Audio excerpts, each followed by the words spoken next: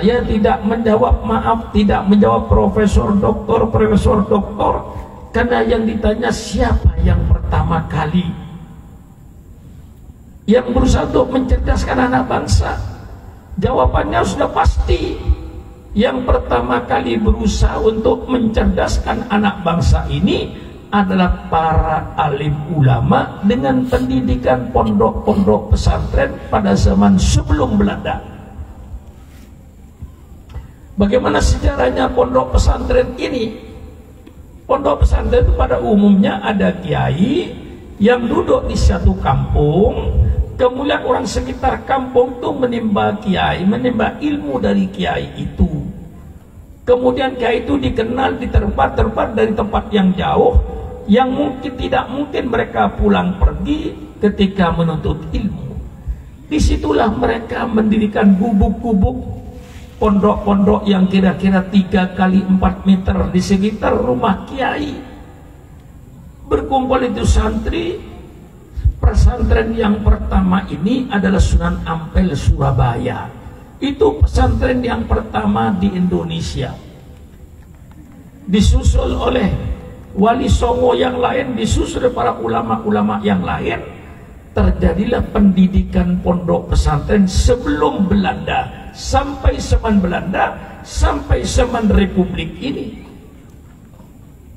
Inilah pendidikan pondok pesantren yang alhamdulillah tidak terkontaminasi dengan pengaruh-pengaruh peradaban barat, yang masih tetap mempertahankan peradaban Islam, baik pergaulannya maupun pakaiannya. Subhanallah, inilah pondok pesantren, benteng yang terakhir dalam perjuangan Islam. Dan dari sinilah lahir tokoh-tokoh Islam. Inilah sejarah daripada pondok pesantren. Pendidikan nasional yang tertua di Indonesia adalah pondok pesantren. Adapun TK, SMP, SMA, perguruan tinggi ini berdiri setelah Indonesia merdeka. Sebelum itu ulama lah di pondok-pondok, di pelosok-pelosok, di kampung-kampung. Pondok-pondok pesantren berdiri yang melahirkan anak bangsa sebagai pahlawan-pahlawan bangsa di Indonesia ini. Ini satu sejarah pondok pesantren. Pondok pesantren itu dijiwai pertama kali dengan keikhlasan, baik yang mengajar maupun yang diajar. Ini jiwa pondok pesantren, keikhlasan, sehingga melahirkan orang-orang yang berilmu, melahirkan orang-orang yang berguna di tengah-tengah masyarakat karena dijiwai oleh keikhlasan. Ini jiwa pondok pesantren. Di samping ditanamkan rasa keikhlasan, ikhlas itu artinya menuntut ilmu hanya karena Allah, menuntut ilmu hanya untuk mencari keridhaan Allah. Yang namanya ikhlas itu menghilangkan semua karena. Karena kita berbuat itu banyak karenanya. Ada berbuat karena ini, ada berbuat karena ingin disenangi oleh rakyat, khususnya ketika menghadapi pemilihan umum. Banyak pemimpin-pemimpin yang pura-pura baik, yang membuat pencitraan. Nah, yang namanya ikhlas itu hilangkan semua karena. Berbuat karena orang tua, hilangkan. Berbuat karena masyarakat, hilangkan dulu. Hilangkan semua karena. Berbuat karena ingin dipuji orang, hilangkan. Semua karena, hilang karena ini, karena ini, karena ini, karena hilang. Sisakan satu karena Allah. Itu yang namanya ikhlas. Kalau istilah saya, menghilangkan semua karena. Kalau masih ada karena ini, belum ikhlas. Ada karena ini, belum ikhlas. Apalagi kadang-kadang mempergunakan perbuatan agama untuk kepentingan dunia. Contoh paling gampang, kalau sudah mendekati pemilihan umum, banyak calon bupati, calon gubernur, calon DPR yang mengajak kiai umroh. Ini contoh yang jelas, supaya nanti setelah umroh itu kiainya kampanye membela yang membiayain umroh.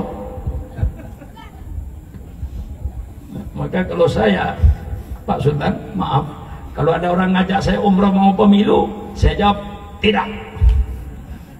Loh, ibadat Pak Kiai nggak perlu, karena masih ada karena.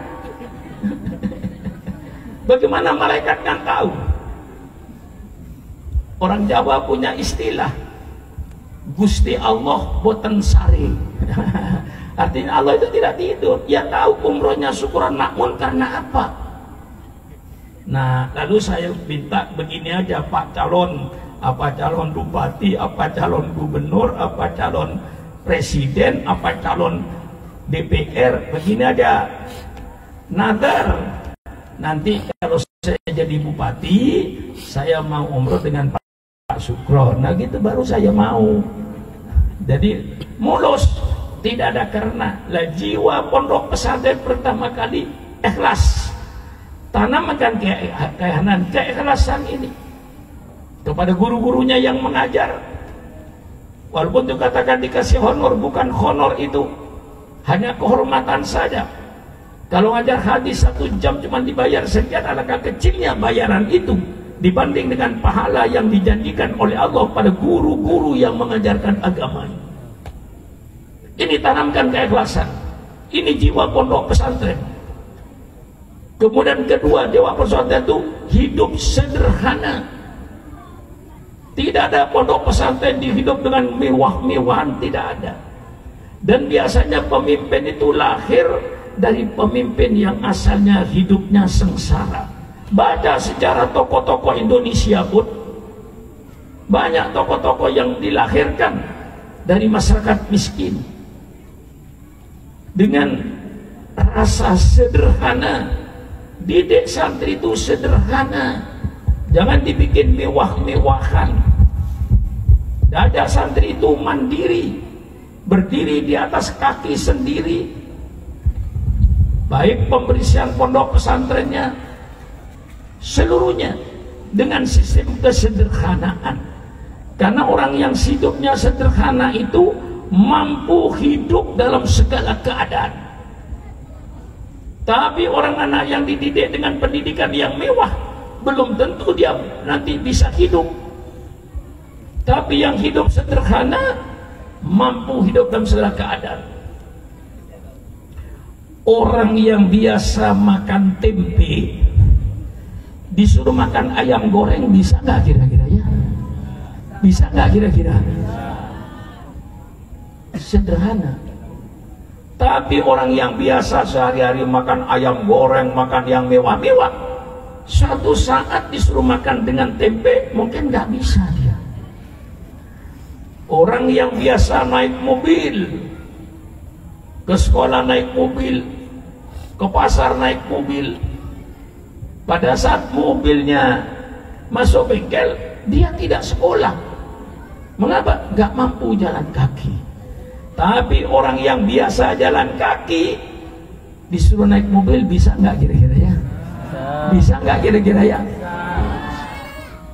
Bisa tidur di pesantren, disuruh tidur hotel, bisa nggak kira-kira ya? Tapi yang biasa hidup mewah dengan kasur yang empuk, belum tentu dia bisa tidur di emperan musola itu. Mungkin tidak bisa tidur dia. Nah itu pendidikan sederhana. Supaya nanti tamat dari pondok pesantren dia siap hidup, baik hidup dalam sederhana maupun hidup kaya, semuanya siap. Inilah pendidikan sederhana pondok pesantren yang ditanamkan oleh para ulama-ulama kita. Ini jiwa pondok pesantren, dan ini harus dipegang teguh. Ketiga, jiwa pondok pesantren kegotong royongan, kebersamaan. Di pondok pesantren itu kebersamaan, kegotong royongan. Ketika di pondok pesantren semuanya sama, santri belajar ngaji, tidak ada perbedaan. Kebersamaan, kegotong royongan. Wa ta'awanu 'alal birri wat taqwa. Ini supaya dipegang, jiwa pondok pesantren ini dipegang sampai kapanpun saja. Jiwa keikhlasannya, jiwa kesederhanaannya, jiwa daripada kebersamaannya, saling tolong menolong. Inilah jiwa yang ditanamkan di pondok pesantren ini, dengan diisi dengan ilmu-ilmu agama, supaya nanti mampu untuk menyebarkan. Di sini letaknya Islam ini abadi. Mengapa? Karena generasinya silih berganti, tidak pernah putus. Madhab Syafi'i punya generasi, madhab Hanafi punya generasi, madhab Maliki punya generasi, madhab Ahmad Ibn Hanbal punya generasi. Sehingga madhabul arba yang 4 ini sampai sekarang tetap abadi di permukaan bumi ini. Imam Abu Hanifah mempunyai kader, Imam Malik mempunyai kader, dari gurunya, dari muridnya, berkembanglah madhab Maliki di Afrika Utara. Daerah Mesir, Yordan, termasuk Indonesia, banyak madhab Syafi'i. Kenapa? Mempunyai generasi, sambung menyambung pesantren.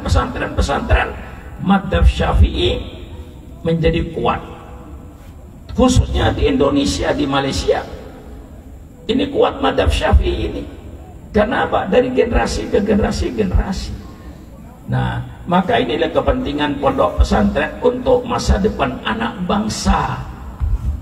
Maka ini pekerjaan para kiai, Masya Allah, untuk menciptakan anak bangsa di masa depan, supaya negara kesatuan Republik Indonesia diisi oleh anak bangsa yang beriman kepada Allah, yang bertakwa kepada Allah. Jangan sampai negara Republik Indonesia diisi oleh pemimpin-pemimpin yang preman, pemimpin-pemimpin yang tidak bermoral, pemimpin-pemimpin yang tidak berakhlak. Inilah pekerjaan para ulama, pekerjaan berat, karena membentuk satu jiwa anak. Inilah pendidikan pondok pesantren. Maka kehanan tidak usah khawatir, ini bukan bulan sabit lagi, sudah bulan tanggal 5, tanggal 6 ini ya. Mudah-mudahan nanti suatu saat akan menjadi bulan purnama.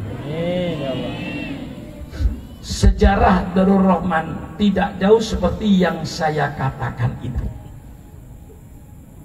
Saya tahun 67, ya alhamdulillah ke Jakarta saya tahun 67 itu dipanggil, diajak waktu itu oleh Kiai Haji Dr. Idham Khalid. Waktu itu dia Menteri Negara Kesra, waktu itu dia Ketua Umum PB Nahdlatul Ulama. Saya diminta ke Jakarta untuk membantu beliau. Membantulah saya beliau, membantu. Akhirnya saya bermukim di satu tempat yang namanya Jalan Senopati. Di situ orang sekitar ngaji sama saya, orang tua-tua. Waktu itu murid saya hanya 18 orang tua-tua.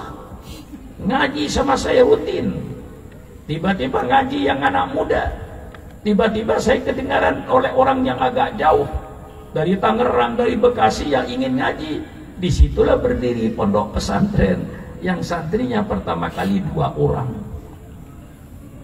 yang mukim. Dari 2 orang berkembang dengan keyakinan idza ra'aitu hilalan aiqantu annahu sayakunu badron. Kalau saya sudah melihat bulan purnama, bulan sabit kecil, saya yakin bahwa nanti akan menjadi bulan purnama.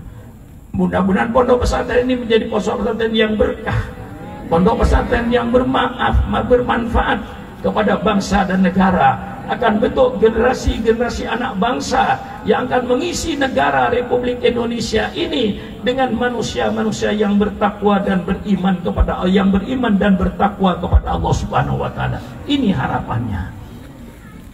Sehingga melahirkan anak bangsa yang berani berkorban. Terima kasih Kehanan dengan segala jemaahnya, dengan segala aktivitasnya, dengan segala pengorbanannya. Selalu saya berpidato itu pengorbanan. Supaya Islam itu cinta berkorban. Karena tidak ada satu cita-cita, satu kemauan yang akan berhasil tanpa adanya pengorbanan. Ini supaya disadari oleh kita semua. Kita sekarang dapat hidup seperti ini Karena pengorbanan orang-orang sebelum kita, mereka berkorban. Maka selalu saya menghimbau, hai masyarakat Islam di Pontianak, tinggal pilih satu antara dua, mau berkorban atau mau jadi korban. Tidak mau berkorban, siap-siap jadi korban. Kalau sudah jadi korban, tidak perlu berkorban. Sudah jadi korban, mau apa? Berkorbanlah kalau tidak ingin jadi korban.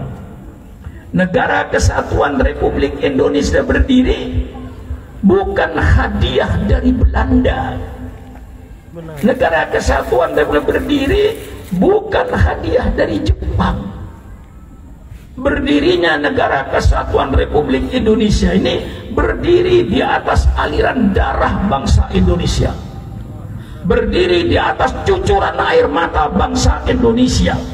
Berapa wanita yang jadi janda, berapa anak yang menjadi yatim karena bapaknya gugur di medan perang melawan Belanda. Subhanallah, mereka yang berjasa, kita yang makan jasa. Ya, kita ini makan jasa. Saya yakin semua yang ada ini, termasuk Supermakmun, dari ketua RT, ketua RW, sampai camat, sampai bupati, sampai wali kota, sampai gubernur, sampai presidennya, sampai menteri-menteri yang ada, sampai anggota DPR yang ada, ini seluruhnya pemakan jasa. Yang berjasa siapa? Yang gugur di medan perang itu, yang sedang jadi pahlawan bang, itu yang berkorban. Mereka gugur di medan perang, tidak tahu listrik masuk desa, tidak merasakan jalan tol, tidak merasakan jalan layang, tidak merasakan jembatan yang bagus. Mereka gugur di medan perang, yang menikmati kita. Maka selalu saya ingatkan, hai pemimpin-pemimpin bangsa, engkau jangan bergelimang dengan